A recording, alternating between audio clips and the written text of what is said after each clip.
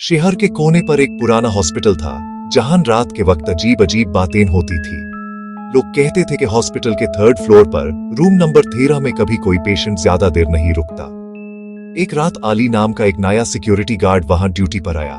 Staff ने उसे पहले ही वार्न कर दिया था कि अगर रात को 3rd फ्लोर से बेल बजाए तो वहां मत जाना, लेकिन अली ने इन बातों को सिर्फ अफवाह समझा।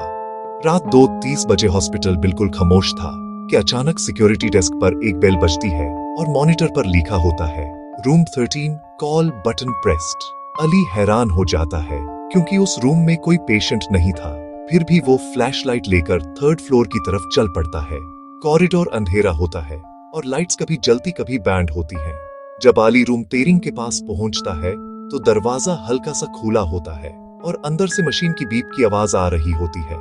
अली रूम में जाता है तो बेड पर एक पेशेंट लेटा होता है जिसका चेहरा अंधेरे में छुपा होता है। अचानक पेशेंट धीरे से बैठ जाता है और उसका चेहरा सेफ्ट और आंखें कली होती है। तुम यहाँ नए हो ना? अली घबरा कर हाँ कहता है और उसका नाम पूछता है। रिकॉर्ड में इसलिए नहीं हूं क्योंकि मैं 5 साल पहले मर चुका हूं। ये सुनते ही रूम की लाइट्स ब्लिंक करने लगती हैं और दरवाजा बैंड हो जाता है। मॉनिटर पर मैसेज आता है patient discharge 5 years ago। Patient room के कोने की तरफ इशारा करता है जहां एक पुरानी व्हीलचेयर खुद से हिल रही होती है। फिर अचानक वो व्हीलचेयर तेजी से अली की तरफ आती है। अली डर कर दरवाजा खोलता है और कॉरिडोर में भाग जाता है। वो सीधा लिफ्ट में जाकर ग्राउंड फ्लोर पर पहुंचता है और सुबह होते ही हॉस्पिटल की जॉब छोड़ देता है।